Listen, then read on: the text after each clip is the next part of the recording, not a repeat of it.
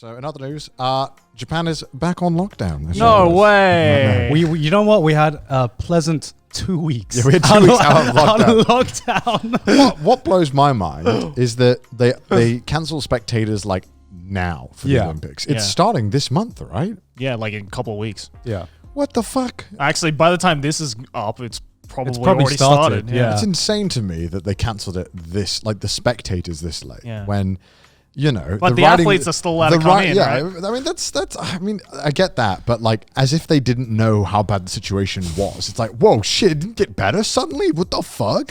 You know, it's just, to me, it's insane that, you know, it's also just irresponsible as well, because there's probably people who booked hotels, you know, because even in Japan, right, you can come from Hokkaido, whatever, wherever the fuck you are, you can come and watch.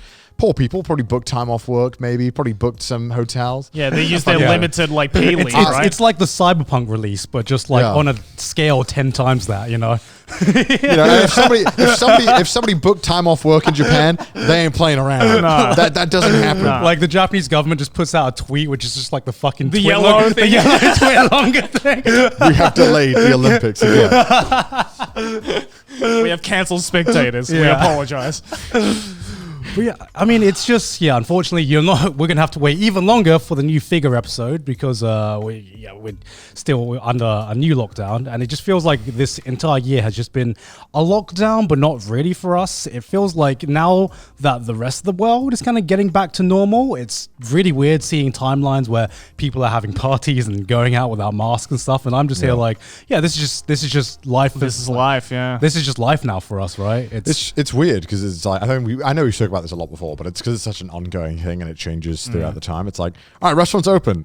All right, okay, cool. But now they're closed at 8. All right, okay. But now they can serve alcohol. Okay, but now they can't. It's like, wait, what's going on? What the fuck is going on? It's just, I'm so confused. Like, the limit is 3. No, the limit is 6. The limit is 4. Yeah. And then it's like, all right. And then Google Maps is completely unreliable now because now not all the opening and closing times are a fucking lie. Yeah. Because it's totally dependent on the place and whether they're doing it. And most of the time, they're not the ones updating their Google page. So you don't even know if shit's open or not. The only thing that has stayed consistent throughout this entire thing is konbinis. Yeah, That's literally the only thing that stayed consistent. Pretty much. I mean, you want to go to a new place now, you check out on Google Maps, oh, they're open. You turn up at the door and they're not open. No. And then you try to find another place. And it's just kind of like playing a roulette wheel of just seeing what you can do. Because it's lockdown here has been really weird because we say lockdown, but it's just like you can still go out and work. You just can't really do anything else but that, right? I mean, the trains are still fucking packed as shit. Oh yeah, so. if you get an 8 o'clock train still, you know, you're fucked. It's, you know, you still get squeezed in like that. There will be people pushing you in still during all of this, and that's why a lot of the experts say it's so worrying in Tokyo because the density is insane. Yeah, like you can't just social distance anywhere in this fucking town. No.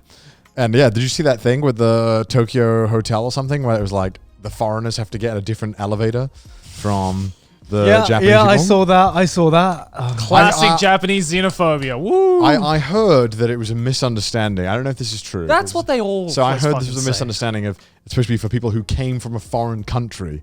Right. Even though realistically, right now you're probably safer if you've come from a foreign country. Yeah, I think that was a lot of even though like some people were trying to defend it, being like, no, they meant people who just came in from like America or whatever, you know?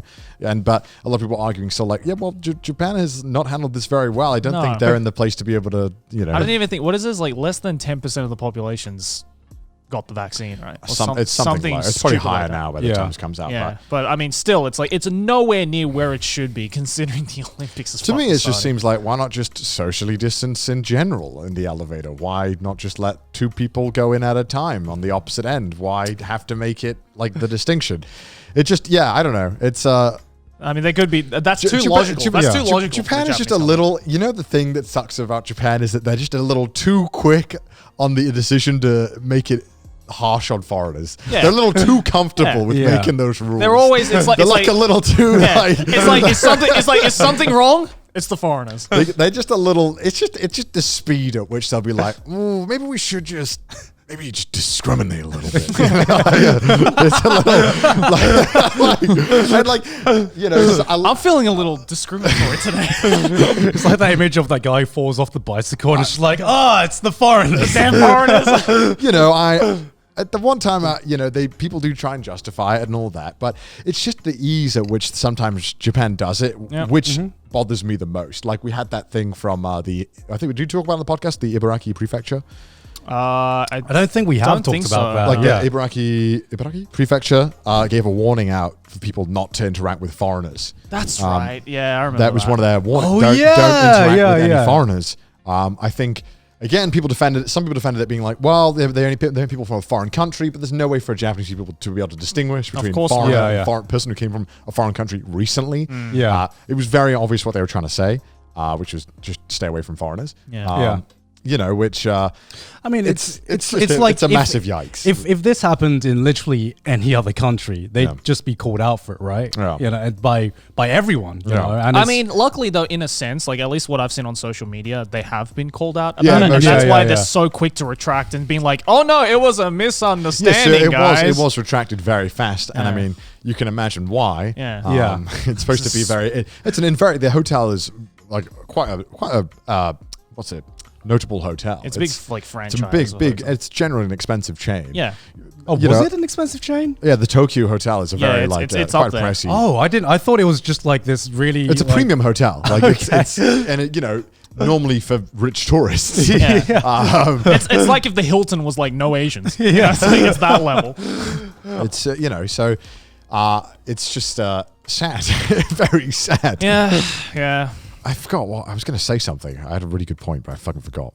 I'm dumb. Must have been a good point. It was such a riveting point, but lost the time. Yeah. Oh well. I mean, it's just like it's obviously we're grateful to be here, but it's weird that.